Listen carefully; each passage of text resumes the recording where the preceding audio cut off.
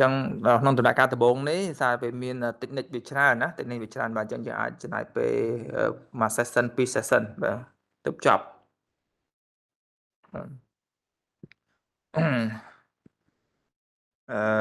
យើងតទៀតមើលការតេស្តបន្ទាប់តែយើងតេស្តគេបាទ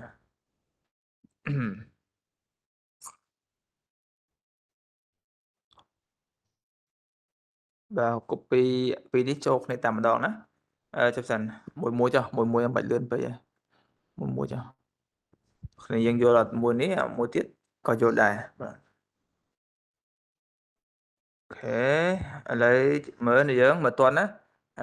ហើយរបៀបគ្រូបរៀននេះគឺ step by step បាទពេលឃើញយើងឃើញគ្រូមិញហើយfile វាតែប៉ាត់ទៅមិនច្រើនណាតែគ្រូ copy ទាំងដុលទេមានមូលហេតុណាមានមូលហេតុហើយនៅហ្នឹងគឺយើងក៏ឃើញមានខ្លៃពីលើដែរតែគ្រូអត់តន់ copy មកទេបាទចាំសូនយើងតាម step បាទហើយចាប់ផ្ដើម បាទអញ្ចឹងយើងតេស្តលើចេញបន្ទាប់ទៀតបាទយើងអត់តន់ទៅណាឆ្ងាយពី require contact ឡើយទេណាបាទគ្រូដាក់នៅខាងខាងណាខាង formation ណាខាង formation បាទគ្រូ Control Shift O ដើម្បី import វាបាទ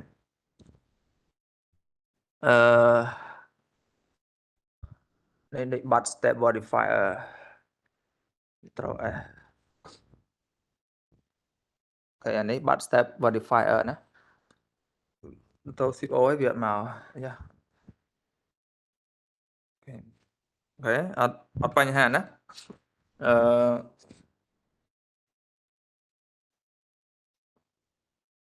បាទគ្រូចុចនេះបាត់មក step modifier តាមគ្រូចាំវានៅក្នុង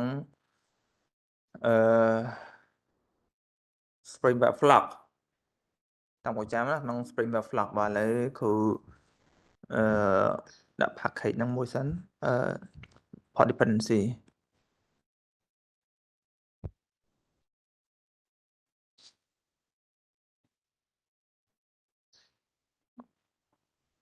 មើ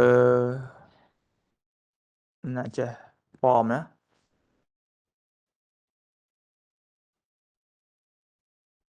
ទំនួល starter test កន្លែងមិញមិនក៏អត់មានណា step modifier អូខេខ្ញុំចាំវានៅក្នុង Spring Web Flock អូខេឥឡូវគ្រូនេះសិនមើល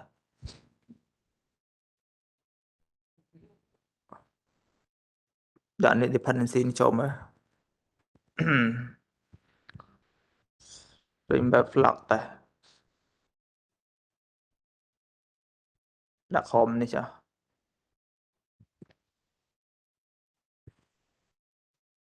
save មួយអូខេបន្ត Shift O មើលបានហើយណាអូខេអញ្ចឹងវានៅក្នុងហ្នឹងមែនអានេះ step modifier វានៅក្នុង Spring Web Flock អូខេមិញយើង time dependency មួយនេះណាដំបូងយើងមានតែ single starter តែឥឡូវយើងមាន single starter web flock បាទតែយើងថែមclass step modifier អញ្ចឹង complete ធ្វើចេះផងបាទ right click ហើយពាក្យថា maven update project ចំពោះគ្នាយើងដែលប្រើ Eclipse បាទអូខេហើយយើងទៅមើល test case របស់យើងឡើងវិញបាទឥឡូវនេះជា method ថ្មីរបស់យើងដែលធ្វើការ test case របស់យើងគឺ should pass require contact នេះដាក់ច្បាស់ណាហើយ underscore មួយដើម្បីងាយស្រួលមើលបាទនេះគូប្រាប់អញ្ចឹងវាអត់ recommend សម្រាប់ធ្វើ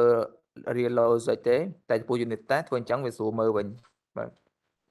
អញ្ចឹង should pass require contact នៅពេលណាដែល email provide បាទ phone មិនក៏បានដែរឲ្យតែមានហើយណា email មួយគឺទៅណាបាទអញ្ចឹងអានេះយើង given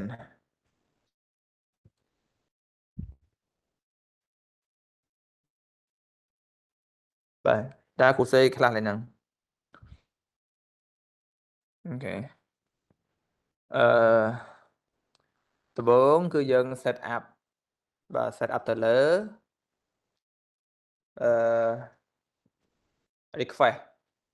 បាទហើយនេះជា function របស់យើងនៅខាងលើមិញនេះណាបាទអញ្ចឹងយើង save អញ្ចឹងមកវាងាយស្រួលបាទគឺយើងបោះតែតម្លៃចូលវាបាន request ហ្នឹងមកវិញហើយបាទអញ្ចឹង request របស់យើងនៅពេលនេះ phone null email អត់ null បាទហើយនៅក្នុងហ្នឹងតើយើងធ្វើអីគេមិនបាទយើងត្រូវបន្តឡើងហ្នឹងបាទមិនបានគ្រូមិនដាក់ van អញ្ចឹងណាមិនបានដាក់ van អញ្ចឹងអាមុនមិនក៏ដាក់ណាហ្នឹងជាសំណួរណាហើយដាក់ថា van តោះទេបាទឃើញនិយាយទៅសេមិនស្វាញ់អញ្ចឹងឯងតែសួរថាហេតុអីបានគេដាក់ហ្នឹងមកហើយក៏ alert មាន van នេះ alert មាន van ណាក្រោមមិនក៏មានអញ្ចឹងបាទយើងសរសេរបែបហ្នឹងបេសទៅលើ real case របស់យើងឡើយនេះហើយគ្រូប្រាប់អញ្ចឹងយើងតេស្តទៅលើ public method ណា public method ឡើយនេះ method កូដវា execute ពីលើចុះក្រោមអញ្ចឹងវាឆ្លងកាត់កន្លែង validate file contact នេះបាទអញ្ចឹងមកឆែកមើលហើយបើសិនជាទាំង email ទាំង phone វាទទេទាំងពីរឬក៏ null ទាំងពីរទៅវាស្រួល exception តែក្នុងករណីរបស់យើងមិញនេះគឺ email អត់ null ទេអញ្ចឹងវាអត់មានឱកាសចូល exception ស្រួលនេះទេបាទមានន័យថាម៉េចមានន័យថាកន្លែងនេះគឺវាអូខេណាវាឆ្លងផុតកងពន្ធនេះហើយណាប៉ុន្តែ function ហ្នឹងវាមិនទាន់ចប់កន្លែង validate ហ្នឹងវាអត់ទាន់ចប់ទេដូចតែឆ្លង line return នេះបានវាចប់តែ line return នេះ validate uniqueness នេះវាត្រូវការគេវាត្រូវការ check មើល email តើមក phone แล้วមើល email មុនសិនកន្លែង email ហ្នឹងនេះបាទវាផ្និតមើល email ហ្នឹងវាអត់ណាទេអញ្ចឹងវា go through ចុះក្រោមនេះបាទតើមកវានឹងជួបកន្លែងនេះ owner repository ហើយ call method ឈ្មោះថា access by email បាទអូខេអញ្ចឹងកន្លែងនេះមានថាវាជា service ផ្សេងឬក៏ component ផ្សេងដែលយើងអត់ត្រូវតេស្តទេតើអត់វាជា component សន្មតថាគេតេស្តហើយយើងគ្រាន់តែយក behavior វាយកមកប្រើអញ្ចឹងគឺយើងមក behavior វាយើងឧបកិច្ចយើងឧបមាបាទនៅពេលណាដែល call email ហ្នឹងគឺវានឹងតែឆែកមើលណាបាទហើយឆែកមើលនេះវាមានតែពីរទេតើមានក្នុង database ឬក៏អត់បាទបើមានវាថា existing ហើយវា email ហ្នឹងមានប្រើហើយបាទហើយ report return វាគឺ mono booleanបាទយើងចូលមួយហ្នឹងណាrepository ចុចលើវាមកគឺ mono boolean បើ true គឺវាមាន email ហ្នឹងហើយបើ false វាអត់មាន email ហ្នឹងទេបាទតាមរយៈការយល់បែបហ្នឹងហើយទើបយើងសរសេរថាតែនេះមិនវាឆ្លងកាត់អីគេឆ្លងកាត់ឡើងហ្នឹងណាបាទអញ្ចឹងយើងមកតែឡើងហ្នឹងមួយមកហើយឡើងផ្សេងវាអត់មាន call component ណាទៀតទេអញ្ចឹងឲ្យវា execute ពីលើចុះក្រោមមកគឺវារួចរាល់ហើយបាទអញ្ចឹងក្នុងករណីនេះយើងតេស្តលើអីគេយើងតេស្តថាវា pass យើងតេស្តថាវា pass នេះមើលតាន់ណាមើលតាន់ should pass require contact យើងតេស្តថាវា pass បើវា pass មានថាម៉េចមានថា email ហ្នឹងវាអត់ទាន់មាននៅក្នុង database យើងទេបើមានក្នុង database យើងមានថាម៉េចមានន័យថានៅពេលដែលយើង call repository get by email ហ្នឹងគឺវានឹង return mono false តើអត់ចឹងហើយបានយើងដែល return false បាទណាតោះនេះយើងចឹងឡើយហ្នឹងយើងត្រូវគិត logic ហ្នឹងដើម្បីយើងដឹងថាតើយើងគួរ return true ឬក៏ false scenario យើងផុស scenario យើងពេលនេះឬក៏ test case របស់យើងនៅពេលនេះគឺវា pass វា pass មានថា email ហ្នឹងគឺអត់មានតែគេប្រើទេអញ្ចឹងគឺ return mono false បាទអូខេអញ្ចឹងដើម្បីបង្កើត mono គឺយើងមាន data ហើយគឺយើងប្រើ method .just ប្រហែលជាការសាច់ណាយើងមក behavior ហ្នឹងណាបាទអញ្ចឹងនៅពេលដែលឆ្លងកាត់មកជួប get by email នេះវា return false មានថាអត់មានប្រើទេបាទតោះមកបើយើងធ្វើការបន្តទៀត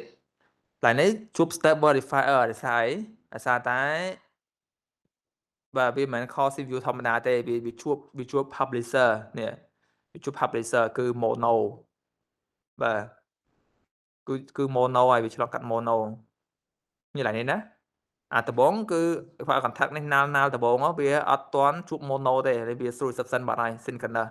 តែដល់ពេលចូលដល់ក្រោមគឺ asynchronous ហើយនេះគឺឆ្លងកាត់ mono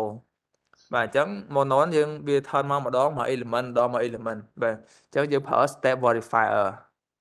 ណាអាហ្នឹងជាមូលហេតុណាមិនបានគេផ្សេងអញ្ចឹងមិនគេផ្សេងអញ្ចឹង ចឹង step verifier .create នេះជា method ដែលគេបង្កើតឲ្យយើងប្រើទេចឹងយើងនឹង call វាតាមរយៈនេះអា validator នេះគឺខាងលើនេះណាបាទ validator ហ្នឹងគឺ call method ហ្នឹងclass មួយហ្នឹងបាទអូខេអញ្ចឹងនៅពេលណា validator .validate thì បោះ request យើងចូល request យើងគឺមាន email អត់ណាល់ phone ណាល់បោះអាហ្នឹងចូលបាច់គឺវានឹង pass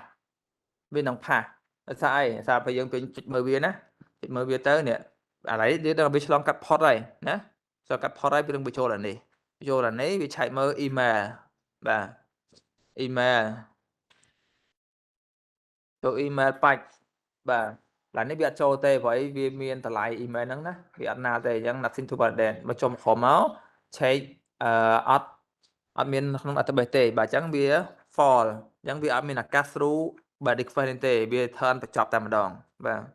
ចប់តែម្ដងមិនថាវា complete បាទ complete ហ្នឹងណាក៏តែតាមពិតទៅវាអត់ទាន់អស់ទេវានៅឆែកនេះមកតង់ទៀតវានៅឆែក then ឆែក unit phone នេះតែឡើយឆែក unit phone ហ្នឹងវាចប់ត្រឹមនេះហើយនេះ phone ហ្នឹងវាណាមិនអត់វាណាវា turn empty បាត់ទៅហើយអាឡ័យនេះវាអត់មានធ្វើការតទៀតទេបាទសរុបយ៉ាងខ្លីឡើយហ្នឹងគឺវាអត់មានស្រួល substance ទេបាទមានន័យថាម៉េចមានថា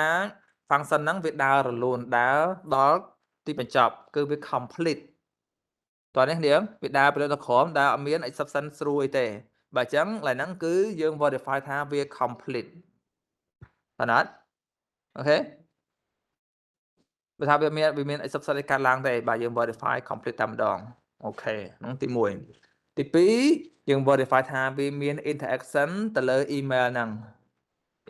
ណា by email ហើយយើងបោះឲ្យគេអ្នក test.com អញ្ចឹងមែនអត់បាទតមកយើង verify ទៅថាចំពោះ email គឺវាបាន interact ក៏តែចំពោះ phone វិញគឺវាអត់បាន interact ទេបាទអញ្ចឹងគឺនេះគឺ never ណា never តើណាគឺវានឹងមិន call exist by phone ទេ phone ទោះបោះអីចូលក៏ដោយបោះ string បោះអីក៏ដោយគឺអត់មានឆ្លងកាត់ការ call method មួយហ្នឹងទេណាតែមកបានយើង verify normal interaction ទៅតាមក្រោយតោះនេះយើងតោះនេះនេះជាការ test របស់យើងគឺយើងរំពឹងថាវាចូល flow ហ្នឹងពេលយើងដាក់ parameter ប៉ុណ្ណឹងតោះនេះបាទនេះជា case មួយបាទឥឡូវគ្រូ run ឲ្យគ្នាយើងបានឃើញ run មក pass បាទបើគ្នាយើងចូលមកក្នុងហ្នឹងមកគឺ pass បាទ pass មែនណា file ហើយនេះ error ក៏ pass ដែរយើងវា return exception តាមបើយើងនៅពឹងទុកបាទអញ្ចឹងគឺត្រឹមត្រូវបាទណាទៅវិញបើយើងដាក់ថាអញ្ចេះបើយើងដាក់ថាត្រូវបាន call ហ្នឹងមិន never ណាទៅជា call បាន call វិញបាន call អីក៏ដោយemail ដាក់ណាល់អីក៏ដោយវានឹង fail ថាវាអត់បាន call ទេណាបាទអញ្ចឹងដាក់អញ្ចឹងគ្រូរំពឹងថាវានឹង fail វាអត់បានទៅ call exit by phone ទេណា exit by phone ទេបាទអញ្ចឹងគឺត្រឹមត្រូវណាវាចុចមើលតែនេះយើងរំពឹងថាវា call exit by phone ក៏តែ not but not invoke ឃើញអត់បាទតោះនេះយើងបាទហ្នឹងហើយគឺការតេស្តទៅលើ behavior លក្ខណៈរបស់វាបាទអញ្ចឹងក៏តោសិតមកគឺន័យថា never គឺមិនដែរទេបាទមិនដែរទេបាទអូខេហើយគ្នាទៅមុខទៀតនឹងឃើញគេមិន call never គេ call time 0ក៏បានដែរ time 0time ដាក់មិនគួរអត់ចាំណាមានដងហៅចំនួនដងណាបាទគួរអត់ចាំmetode បាទប្រហែលដងអញ្ចឹងទៅណាបាទហើយឥឡូវយើងដាក់ neighbor សិនបាទបើ call ម្ដងដាក់ម្ដង call ពីរដងដាក់ពីរដងអាហ្នឹងគេមាន method គេបាទ អូខេសំខាន់យើងយក concept ចំពោះ method យើងអាច search តាមក្រោយទេបាទអញ្ចឹងនេះជាការ test ទៅលើបាទករណីដែលយើងផ្ដល់តែ email បាទហើយយើងមានករណីទៀតយើងផ្ដល់តែ phone តើមានអីកើតឡើងបាទ stop recording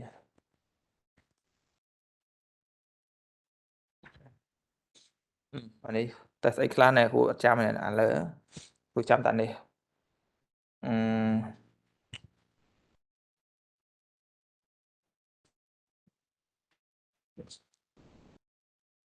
អូខេចាំហើយ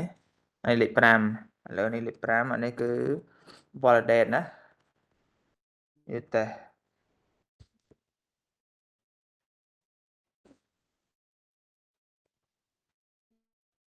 validator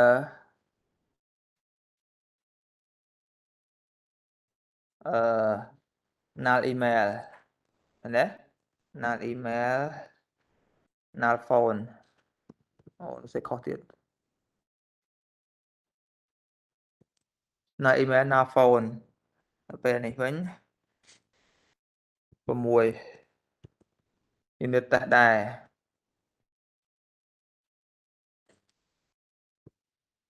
has email តែ null phone អូខេឥឡូវយើងមើលមកករណីទៀតអូខេករ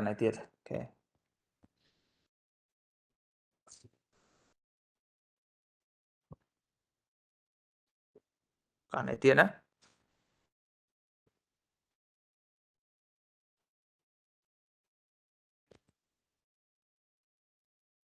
ចាប់ផ្ដើម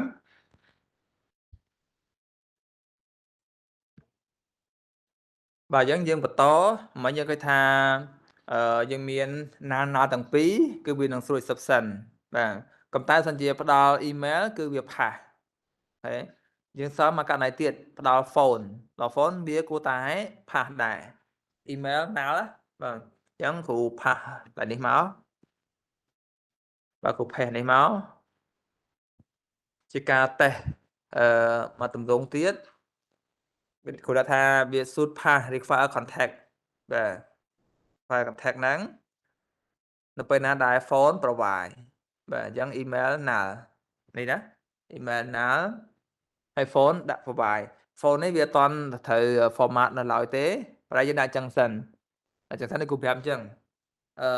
step ក្រោយគូ normalize ទៅលើ phone ហ្នឹងទៀតពេល normalize លើ phone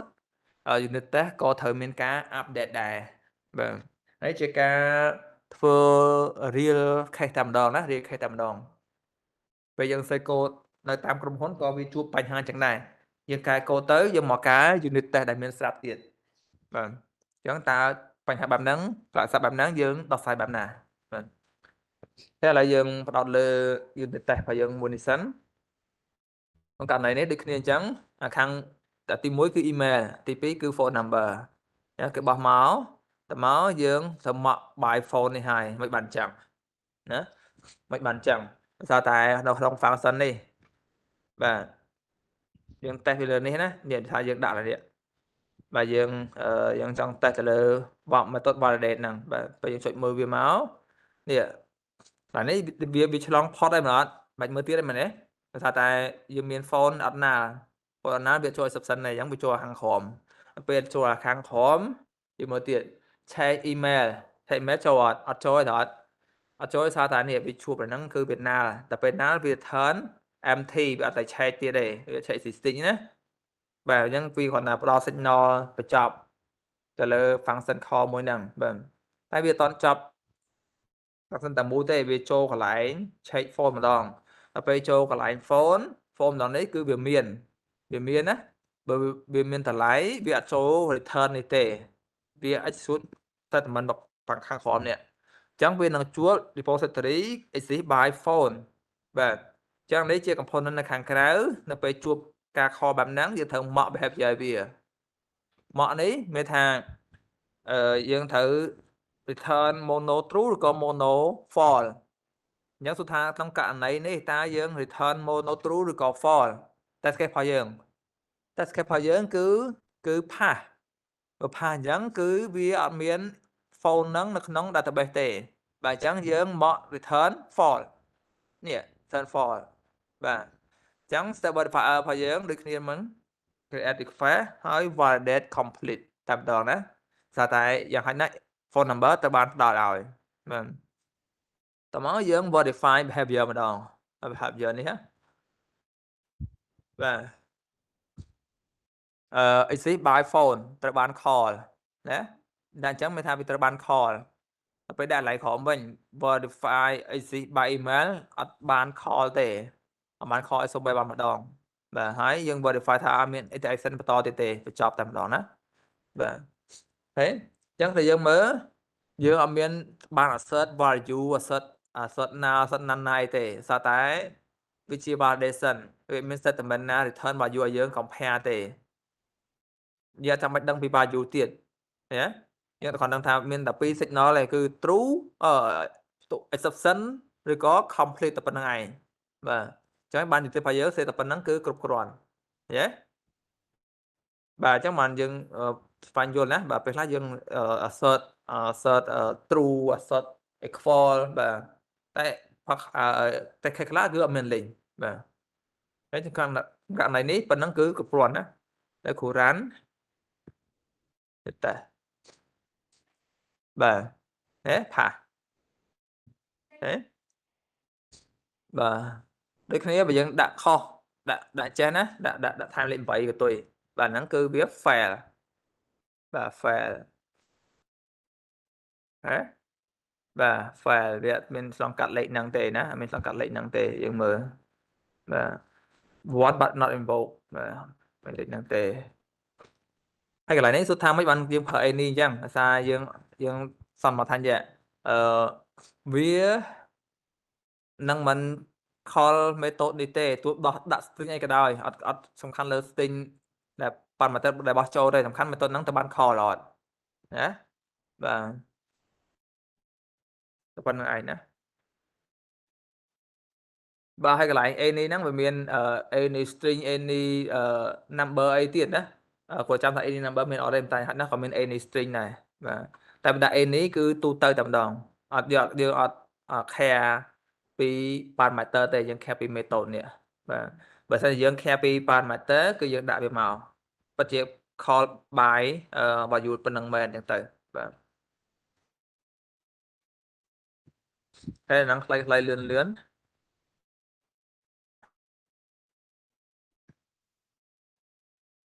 ដាក់លេខ7ហើយតេស្តនេះគឺ headphone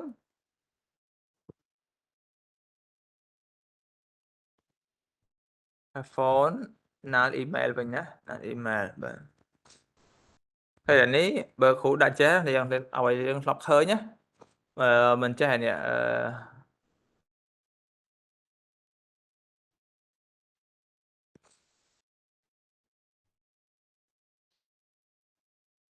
អូខេ private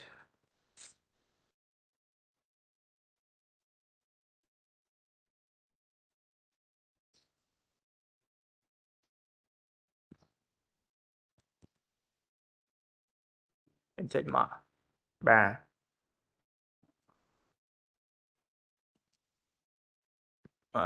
ផងនេះយើងដាក់ចេះយើងដាក់ចេះហើយយើងដាក់ចេះបាទអានេះវាបាទនៅតែដើរធម្មតាណាដើរធម្មតាបាច់មក true មើលតនេះអញ្ចឹងអូបានថតមិញបានថតណាបានថតចូលសិតវិញ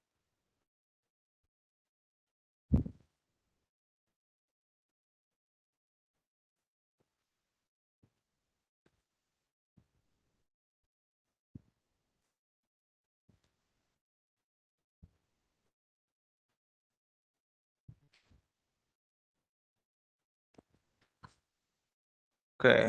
គ្រូនេះសិនធម្មទៀតហើយ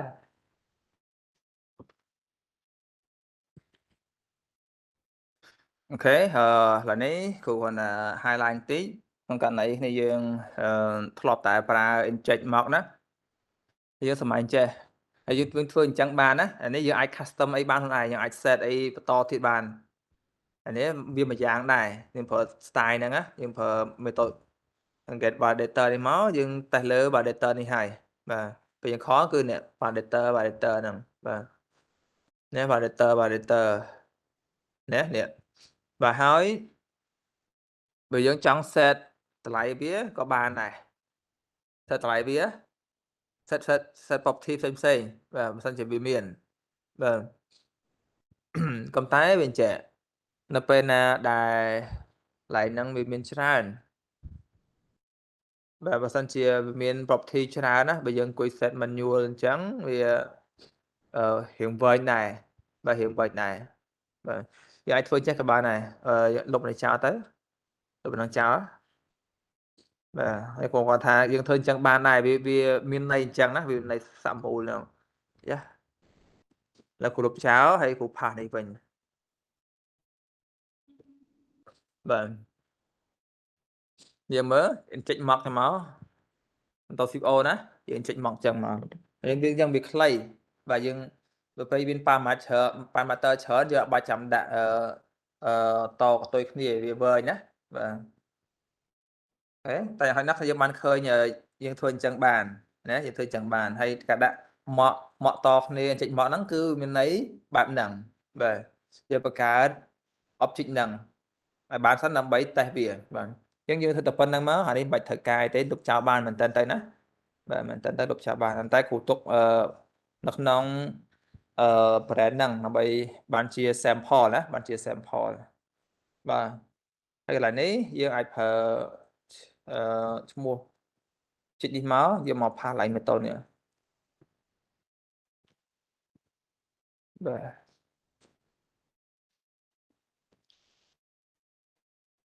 នេះគឺយើងធ្លាប់ជួបហើយណាមក session 2 session ហើយយើងអាចប្រើអញ្ចឹងណាគេចេញមកបាទពេលយើង run មកវានៅតែ execute ប្រកដីបាទ pass ដដែលបាទអញ្ចឹងយើងចិត្តមួយណាប្រើមួយហ្នឹងណាបាទ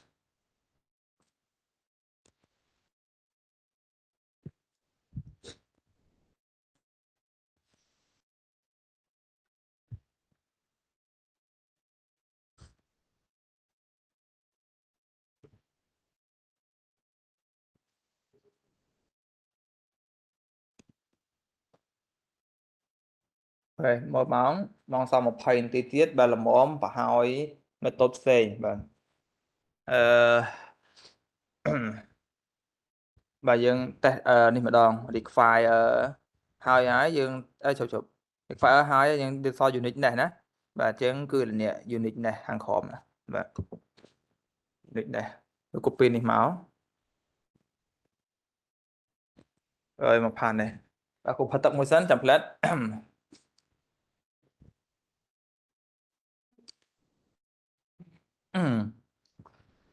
បាទចាប់ផ្ដើម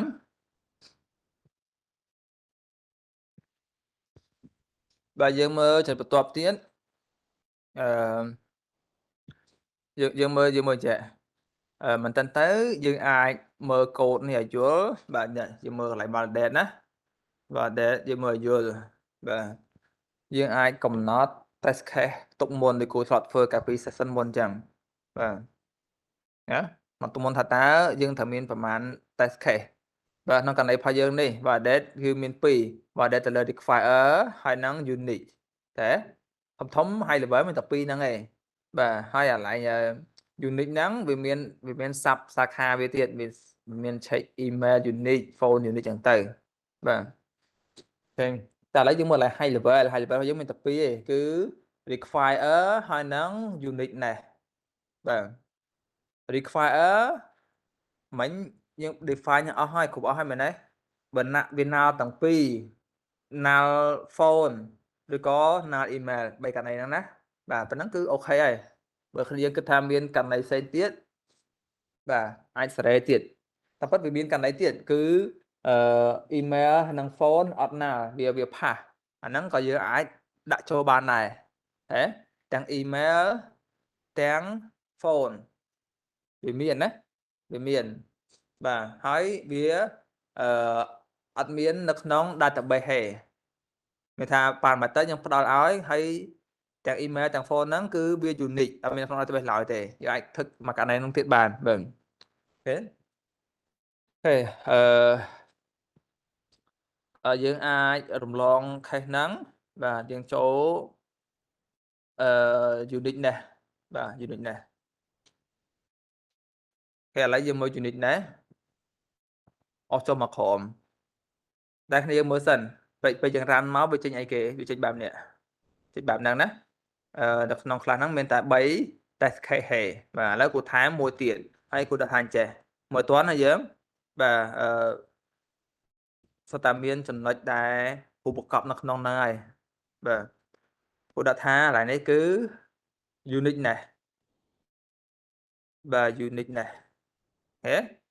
ហើយគូផាសនេះចូលមួយតន់ណាបាទ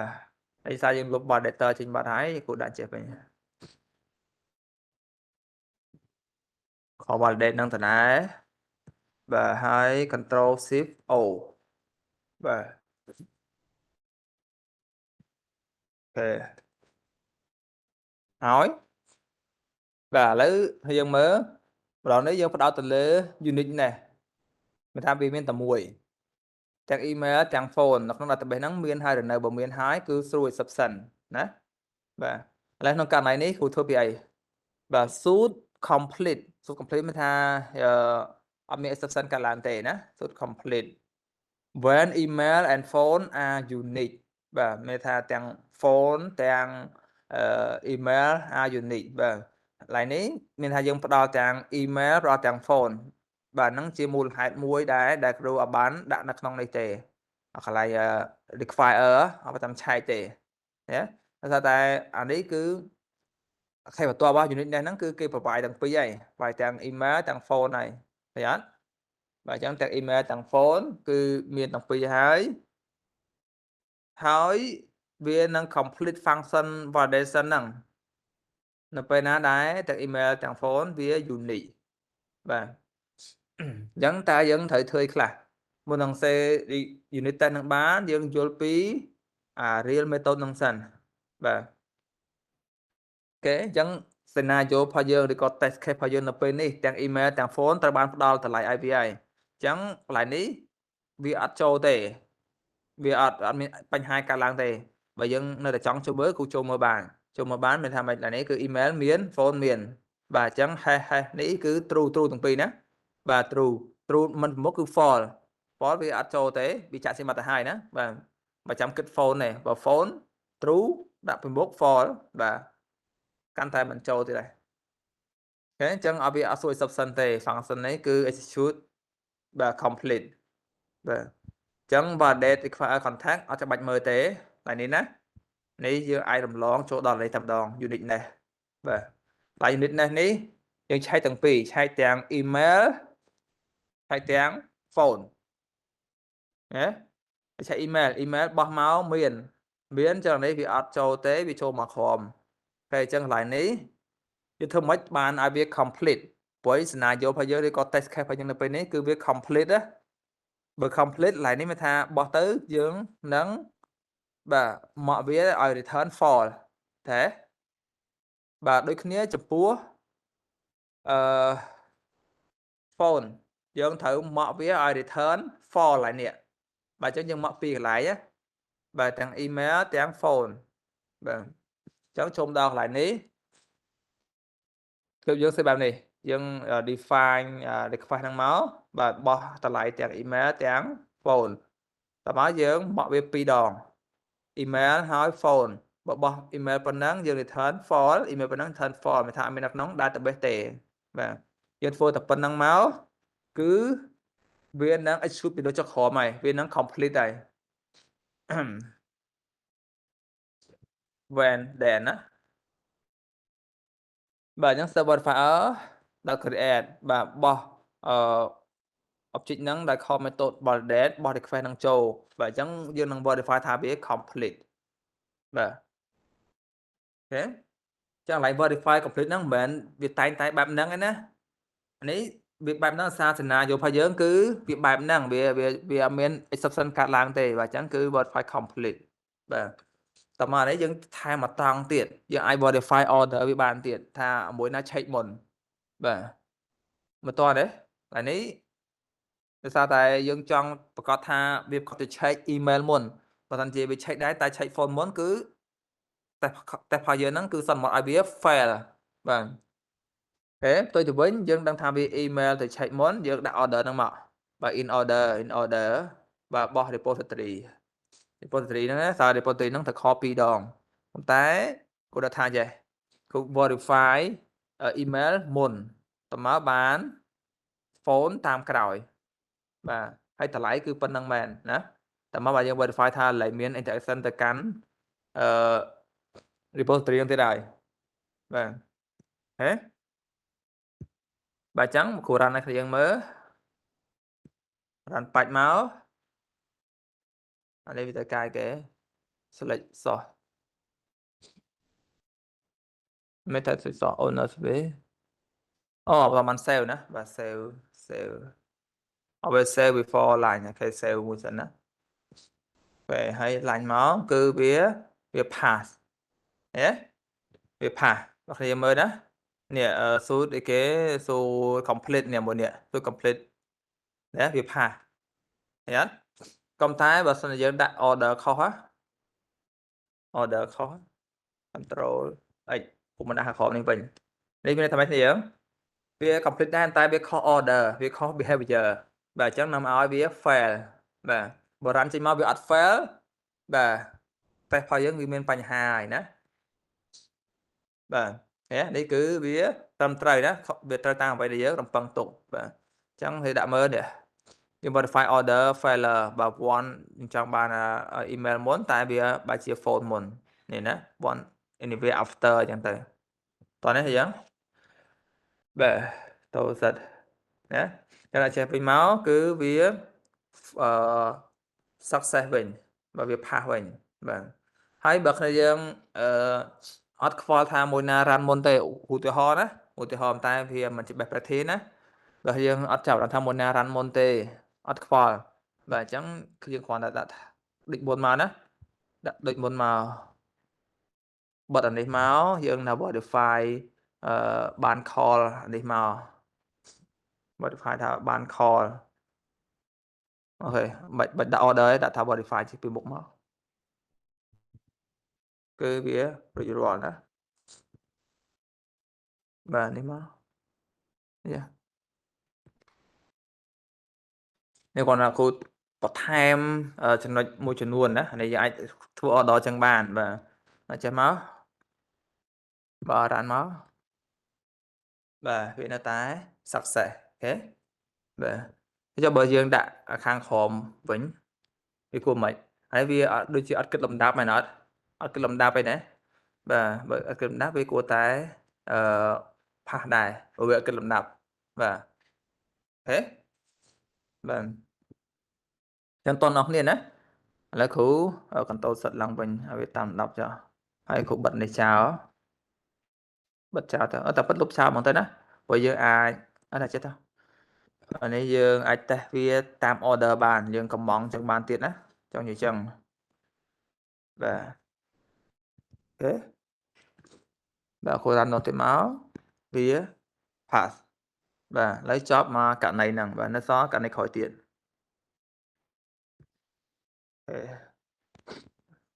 អូខេឥឡូវគាត់ដាក់ថាលេខ9អានេះតែគេមិញunit test ទៅលើ unit នេះណា unit test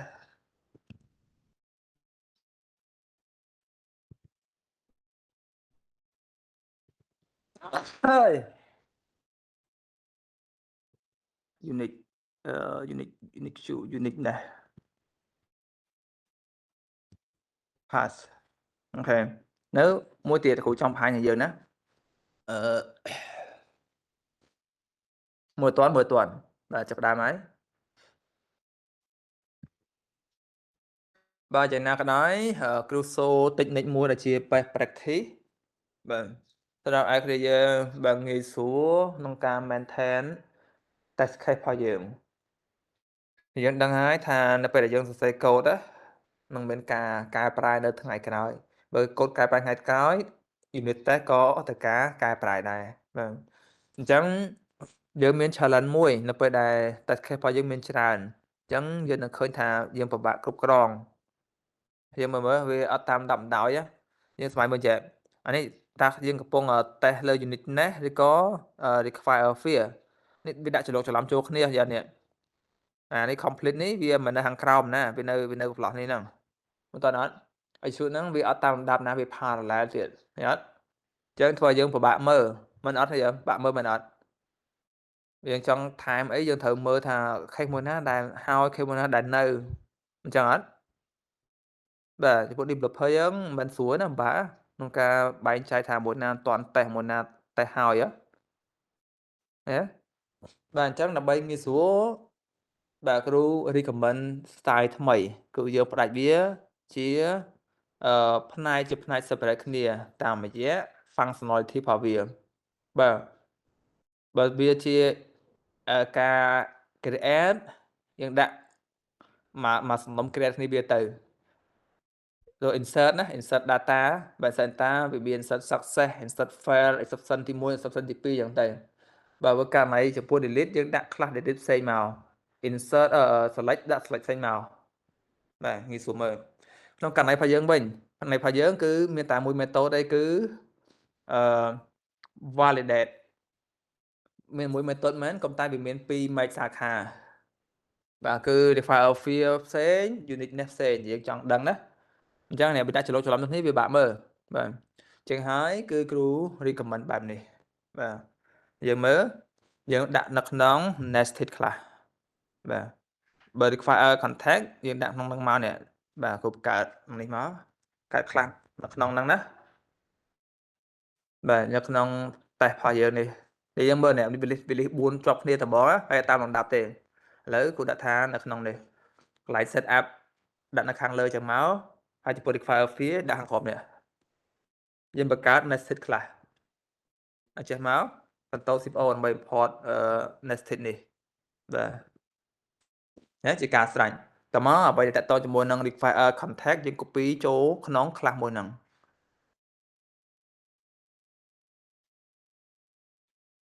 បាទ